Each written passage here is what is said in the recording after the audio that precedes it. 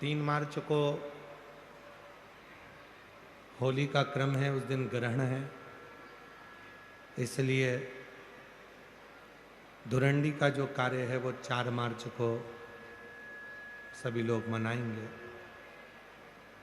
और 5 मार्च को बाबा देवाधिदेव महादेव की होली सीहोर में सुबह 9 बजे मनाई जाएगी। होली का क्रम धुरंडी रहती है, होली खिलाती है। मेरा निवेदन है, होली का त्योहार आ रहा है, उस फागुन के त्योहार में मेरा देवाधिदेव महादेव माता पार्वती के साथ होली खेलता है, मेरा कृष्ण कन्हैया राधा रानी के साथ होली खेलता है। आप भी अपने इष्ट मित्रों के साथ होली खेलिए और दिल से खेलिए। तो कभी मौका लगे तो एक बार महादेव की होली खेलने के लिए आप सीहोर, कभी मौका लगे तुम ब्रज की होली तो बहुत खेले होगे, एक बार महादेव की होली खेलने सीहोर आओ।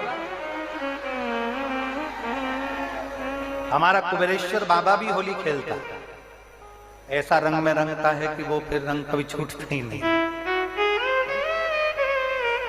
एक ही दिन करते हैं वहां, बस एक तो कभी अपने स्वभाव को नहीं बदलना। हम भी उसमें रहते हैं, पूरी होली में आपके साथ में गुलाल खेलने के हम भी सामने तुम्हारे साथ साथ चलते, क्योंकि हम 5 महादेव के साथ होली खेलने के लिए उस दिन निकलते हैं। 5 महादेव, उस दिन हमारा नियम रहता है 5 महादेव के मंदिर जाना है, उनके साथ रंग खेल कर आना। 5 महादेव के साथ जो रंग खेला वो जिंदगी में पंचम इंद्री हो, चाहे वो कर्म इंद्री हो, चाहे वो ज्ञान इंद्री हो, चाहे वो मन रूपी इंद्री हो, ये सब भगवान के रंग में रंगी रहे, इसलिए हम 5 महादेव के साथ होली खेलने के लिए उस दिन निकलते हैं। कभी आपको मौका लगे तो आप अंदाजा लगाना, जो सीहोर के आसपास के हो या आसपास रहते हो, और छुट्टी मिल जाए तुम्हें होली के समय पर, तो उस समय पर स्मरण करना। जिस दिन होली जलती उस दिन नहीं, उसके दूसरे दिन भी नहीं, उसके तीसरे दिन शिव तत्व सुबह हम जल्दी उस समय 9 बजे होली खेलने के लिए बाबा के साथ निकल गए। शिव तत्व अहम से, अहंकार से दूर हो जाओ। दिवाली तुमको थोड़ा सा अभिमान सिखा सकती है, रक्षाबंधन तुमको थोड़ा सा अभिमान सिखा सकती है, मकर संक्रांति तुमको थोड़ा सा अभिमान सिखा सकती है। कई माताएं मकर संक्रांति पर सामान बांटती है, कोई कहेगी मैंने चलनी बांटी, कोई के मैं बाल्टी बांटी, कोई के मैं डब्बा बांटी, मैंने तो ये बांटा, मैंने तो थोड़ा सा अहंकार सिखा सकती है मकर संक्रांति भी। रक्षाबंधन भी तुमको अहंकार सिखा सकती है, मैंने तो देखो चांदी की राखी बांधी, मैंने सोने की राखी बांधी, मेरे बहन ने साड़ी दी, मेरे भाई ने ये दिया, मेरे भाई ने, वो भी अहंकार सिखा सकती है। दीपावली भी अहंकार सिखा सकती है कि मेरे पर्दे इतने के लगाए, सोफा सेट इतने का लिया, बेडशीट इतने के लिए, मैंने घर में रंगोली ऐसी डाली, मैंने गुजिया पकड़िया ऐसा बनाया, वो भी अहंकार सिखा सकती है। सारे त्योहार अभिमान सिखा सकते हैं, केवल एक होली ऐसी होती है जो अहंकार से विहीन सिखा सकती है। मालूम नहीं पड़ता व्यक्ति की शान क्या, सत्ता क्या, शोहरत क्या, कौन हो तुम, वो रंग में डूबे हुए हो। बस शिव तत्व वही कहता है, इस महादेव के रंग में एक बार अगर डूब गए तो फिर तुम उस रंग में रंगने के बाद दूसरा रंग तुम पर चढ़ता नहीं। दुनिया के लोगों ने कहानी गलत गढ़ दी, पूरी कहानी गलत बताई। अगर दुनिया के लोग सही कहानी बताते तो भतीजा और बुआ का संबंध खराब नहीं होता। कहानी गलत थी ना। लोगों ने कहा, हिरण्यकशिपु ने अपनी बहन से कहा, बहन तू अपने भतीजे को गोदी में रखकर बैठ जा और चादर ओढ़कर बैठ जाना, तू बच जाएगी, तेरा भतीजा जल जाएगा। तो बुआ भतीजे को जलाने के लिए गोदी में लेकर बैठी। बोलो सही है कि गलत है? लोगों ने कहानी गलत बताई। होली का लोगों ने कहा उसने अपने भतीजे को जलाया। पहले तो होलिका का नाम तो निकालो कि होलिका का नाम क्या है। कथा वालों ने कह दिया हिरण्यकशिपु की बहन थी होलिका, वो अपने भतीजी प्रहलाद को गोदी में लेकर बैठ गई। वो प्रहलाद को हाथी के पांव के नीचे डाला, खोलते तेल में डाला, अग्नि में डाला, इसमें डाला, उसमें डाला, नहीं मरा। आखिरी में अपनी बहन से कहा होलिका तो अपने भतीजे को गोदी में लेकर बैठ जा। पहले उस होलिका का असली नाम तो लाओ, जिस होलिका का नाम विष्णु पुराण में डूंडा लिखा है। क्या नाम लिखा है? डूंडा। होलिका का असली नाम लिखा है विष्णु पुराण में डूंडा। इसलिए आज भी होली में लकड़ी नहीं जलाई जाती, मोटे मोटे ढूंढ जलाए जाते हैं, क्योंकि उसका नाम डूंडा है। और डूंडा बैठी अग्नि में, भतीजे को गोदी में लेकर बैठ गई। उसके पास में एक ब्रह्मा जी की चादर थी, जिसको ओढ़ कर बैठ जाती थी तो आगी में जल नहीं सकती थी। ढूंढा ने देखा चारों तरफ से आग लग गई, मेरा भतीजा जल जाएगा। तो बुआ को लगा मेरा भतीजा जल जाएगा। बुआ वो होती है जो दुआ देती है, बुआ कभी बद्दुआ नहीं देती है।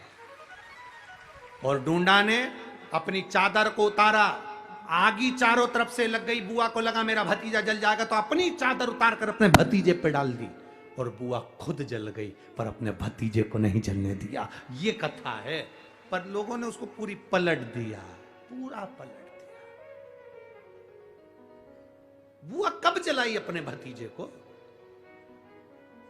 आप में से इतनी सारी बुआ बैठी हैं, कभी अपने भतीजे को अपशब्द कहा? कभी अपने भतीजे को श्राप दिया? कभी अपने भतीजे को बद्दुआ दी? नहीं। जब भी बोलती हो मेरा भतीजा खूब फले फूले, भगवान कृपा करे मेरे भाई जैसा नाम कमाए, मेरा भैया कितना नाम कमाता वैसा मेरा भतीजा नाम कमाए, तो भतीजे को चाहिए जब बुआ घर में आए तो अपने मम्मी पापा से कहना, पापा मम्मी 2 साड़ी देना, क्योंकि अब मेरी नौकरी लग गई है, मैं कमाने लगा हूं, मैं कमा रहा हूं, इसलिए मम्मी एक काम करना, 1 साड़ी पापा देंगे अपनी बहन को और 1 मैं दूंगा अपनी बुआ को। तो मम्मी कहेगी तू अपनी बहन को देना, बुआ को क्यों दे रहा है? तो कह देना अगर आज मैं दूंगा तो उसके भी भतीजे उसको देंगे। ये हमारे यहां क्रम चालू होना चाहिए। होली में मोटे मोटे ढूंढ जलाए जाते हैं।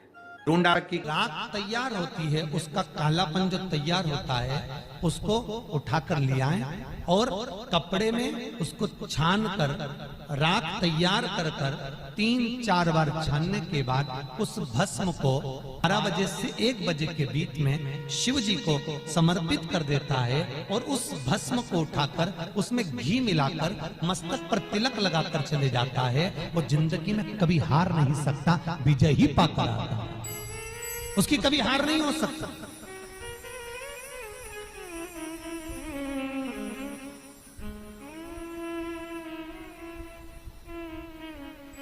वो कभी हार नहीं सकता। शिव महापुराण की कथा कहती है वो भस्म विजयता को प्रदान करती है। आपको किसी से नहीं कहना, किसी के हाथ नहीं जोड़ना, केवल वो भस्म का तिलक लगाकर जिससे आपका काम निकालना है उसके सामने पहुंच जाए, आपको सुख का अनुभव हो जाए, कार्य सिद्ध। तो भस्म इतनी प्रबल होती है। मार्च को महादेव की होली अपने शिवालयों में शंकर जी शिव मंदिर के अंदर चंदन का जल 1 लोटा अवश्य चढ़ाएं, महादेव की होली अवश्य मनाएं। होली आ रही है, लगी नहीं रिया की होली जैसा है। दिवाली आती है तो लगता ही नहीं कि दिवाली जैसा है, राखी आती तो लगता ही नहीं राखी जैसा है। सारे त्योहार फीके हो गए गुरुजी। हमने कहा त्योहार फीके नहीं हुए, त्योहार का कलर फीका नहीं हुआ, त्योहार का रंग फीका नहीं हुआ है, बस त्योहार वही है, गुलाल वही है, मिठाई वही है, गुजिया पपड़िया वही है, खुरमे चकरी वही है, पपड़िया वही है, गुजिया वही है, इंसान वही है। बस बाजार में से जो रौनक समाप्त नहीं हुई है, रौनक आपके भीतर की समाप्त हो गई। आपके भीतर इतनी ईर्ष्या भराती गई, इतनी ईर्ष्या भराती गई, इतनी ईर्ष्या भराती गई कि वो ईर्ष्या के कारण, उस अहंकार के कारण, उस अहम के कारण तुम एक दूसरे से मिलना पसंद नहीं कर पाते। पहले के लोग कहते थे हमारे यहाँ जब होली होती थी इतने लोग आते थे, मिलने जाते थे, गुलाल लेकर जाते थे। आजकल तो कोई दिखता नहीं है। कारण केवल इतना सा है, तुम्हारा अहंकार, तुम्हारा ईगो, तुम्हारा अभिमान तुम्हें अपने घर से बाहर नहीं निकालता। तुम घर से बाहर नहीं निकलते अपने अहंकार के कारण, अपनी काया के कारण, अपनी अभिमतता के कारण। आप दूसरे से मिलना पसंद नहीं करते। जरा सा कोई ने कलर लगाया तुम्हें क्रोध आ गया, जरा सा किसी ने गुलाल लगाया तुम्हें गुस्सा आ गया, जरा सा कोई आया भाभी जी भैया जी करके गुलाल लगा गया, तुम न न न न न न न न न कहां जाओ। इतने वीआईपी हो गए, इतने वीआईपी हो गए, इतने वीआईपी हो गए कि अपने त्योहारों से भी दूर हो गए। मेरा निवेदन है, होली का त्योहार आ रहा है, उस फागुन के त्योहार में मेरा देवाधिदेव महादेव माता पार्वती के साथ होली खेलता है, मेरा कृष्ण कन्हैया राधा रानी के साथ होली खेलता है। आप भी अपने इष्ट मित्रों के साथ होली खेलिए और दिल से खेलिए। अरे सीहोर जिले में एक होली होती थी, उस होली का नाम हमने पिछली बार बदल दिया था। कौन सी होली कर दी थी? महादेव की होली। पिछली बार हमारे सीहोर जिले में हमेशा होती आई थी वो होली, थोड़ा उसका नाम हमने चेंज कर दिया था, तो उसको महादेव की होली कर दिया था। मेरे सीहोर जिले के रहने वाले सभी रहवासियों से, जिले भर के निवासियों से निवेदन करना चाहूंगा, वो पुरानी होली को बंद कर महादेव की होली नाम दिया गया है। शिव मंदिर में जाना है, चंदन का जल शिव जी को 1 लोटा चढ़ाना। एक बात अपनी जिंदगी में उतार कर रखो, शंकर भगवान को घी का दिया भी लगाओ तो तुम्हारे घर में जो असली घी हो, थोड़ा सा भले 1 पत्ती लगाओ, भले इतनी सी बत्ती जलाओ, पर असली घी की जलाओ। शिव जी को अगर चंदन भी लगा रहे हो तो असली लगाओ। शंकर भगवान को चावल भी चढ़ा रहे हो तो असली चढ़ाओ। शंकर भगवान को अगर अष्टगंध भी चढ़ा रहे हो तो असली चढ़ाओ। केमिकल का कोई चीज मेरे महादेव को मत चढ़ाओ जिससे भगवान शिव की मूर्ति नष्ट हो। ऐसी कोई चीज मेरे महादेव को ना चढ़ाओ। अगर शंकर भगवान के साथ आप होली खेल रहे हो तो चंदन का पानी शंकर भगवान को चढ़ाइए, अष्टगंध का जल भगवान शिव को चढ़ाइए। तो करो तैयारी, आ रहा है त्रिपुंड धारी महादेव की होली। बड़े आनंद के साथ मेरा निवेदन, अपने शिवालयों में, शंकर जी के मंदिरों में, सीहोर जिले के प्रत्येक शिव मंदिर के अंदर चंदन का जल 1 लोटा अवश्य चढ़ाएं, महादेव की होली अवश्य मनाएं। और भाव के साथ 5 मंदिर हम भी जाएंगे, कोई जुलूस नहीं, कोई क्रम नहीं, बस बाबा को आराम से जल चढ़ाना ही एक नियम है और बाबा को जल चढ़ाएंगे। आप सब बड़े आनंद के साथ महादेव की होली का स्मरण करिए। महादेव की होली के दिन बेलपत्री की जड़ के नीचे जाकर प्रयास करा करो कि लाल चंदन का जल, लाल चंदन को घिसकर कलश में उस चंदन को डालकर जल भरकर उसको बेलपत्री की जड़ के नीचे सींचन करने का प्रयास करा करो। है कि धीरे धीरे कर कर वो दुख समाप्त होगा, वो दुख कटेगा ही। एक बहुत ध्यान देने वाली बात है कि अगर मान लो कि कहीं पैसा अटक गया है, नहीं आ रहा है, बहुत अथक प्रयास कर लिया, चंदन का जो जल होता है ये व्यक्ति के जीवन में जो धन कहीं रुक गया, अटक गया, नहीं दे रहा, बेलपत्री के वृक्ष के नीचे, जड़ के नीचे सींचन करने से वो प्राप्त होता है। अथर्ववेद में वर्णन किया गया कि पीपल के वृक्ष की जो जड़ होती है, बेलपत्री के वृक्ष की जो जड़ होती है और आंवले के वृक्ष की जो जड़ होती है, इसके नीचे स्वर्ग का निवास होता है। किसका निवास है? स्वर्ग का निवास। जहां पर ये वृक्ष होता है और उस वृक्ष के नीचे बैठकर हम जब किस जल का सींचन कर रहे हैं, जैसे अभी आपको कहा था कि जल में अगर लाल चंदन मिला हो और आप बेलपत्री के जड़ में सींचन कर रहे हैं तो लक्ष्मी की आवक बढ़ेगी। कहीं पैसा अपना अटक गया, नहीं आ रहा, आएगा। पीपल की जड़ में इत्र का जल, पीपल की जो जड़ होती है उसमें इत्र का पानी, थोड़ा सा जल, उसमें थोड़ा सा इत्र का भाग हो महाराज, और आप भगवान पीपल देव, पिपलेश्वर महादेव का स्मरण कर कर पीपल की जड़ में अगर जल चढ़ा रहे हैं और मान लो शरीर में कोई कष्ट हो गया है, शरीर में कोई रोग हो गया है, कोई मालूम पड़े ये हाथ 4 दिन से दुख रहा है या 4 दिन से ये नस दब गई है या ये कमर दब रही है, तो आप 2-4 दिन कर देखो। कलश के अंदर जल, जल में इत्र का थोड़ा सा भाग, पीपल की जड़ के नीचे आप उसका सींचन करिए पिपलेश्वर महादेव के नाम से। उस जल को थोड़ा सा भाग लेकर आ जाओ उसी में से जो चढ़ाया है, और उस स्थान पर जहां कष्ट है उसको लगाना प्रारंभ करिए। 2 दिन 3 दिन कर देखो। प्रैक्टिकल करने में क्या जाता है? सीवर वाला महाराज झूठ बोल रहा हो तो कभी कभी अगर ऐसा लगे जीवन में कि दुख बहुत ज्यादा आ गया है, बहुत तकलीफ आ गई है, तो लाल चंदन को घिसकर उस लाल चंदन का लेपन भगवान शंकर पर कर कर फिर पानी चढ़ाओ। अगर कोई संकट भारी है और नहीं कट रहा, जैसे किसी नारी का गर्भ नहीं ठहर रहा, 15 साल हो गए, 20 साल हो गए, 25 साल, जैसे इसने लिखा एक माता ने कि 18 साल की बेटी हो गई थी पर संतान में पुत्र नहीं, तो उसने भाव से कथा सुनी।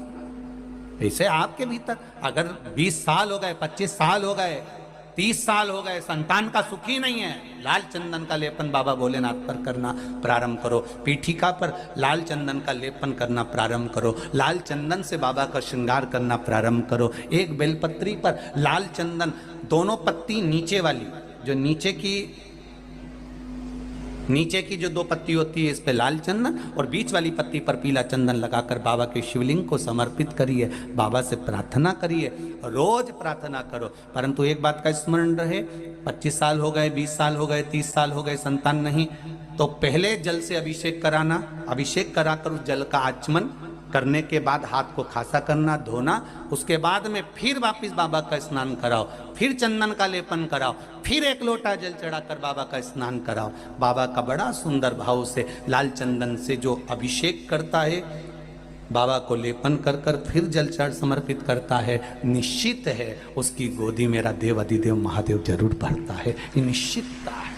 हम तो बेटियों से भी कहते हैं, जिसका विवाह नहीं हो रहा हो, 25 साल, 30 साल, 27 साल, 28 साल, 32 साल, 40 साल हो गए हो, नहीं हो रहा हो बेटा बेटी का विवाह, उसे लाल चंदन का प्रयोग अशोक सुंदरी वाली जगह पर 7 बिंदी लाल चंदन की लगाकर 7 बेलपत्र 7 बिंदी पर रखिए और महाराज अपनी कामना कर कर भगवान से आइए। बाबा देगा, करेगा, 3-4 महीने में विवाह पक्का करेगा। ये लाल चंदन की महत्वता है शिव तत्व। रोग बढ़ गया, बेलपत्री के वृक्ष के नीचे दीप लगाना प्रारंभ करो। बाबा से विनती कर कर घी का दिया लगाइए बेलपत्र वृक्ष के नीचे, बाबा से निवेदन करें, रोग निवारण।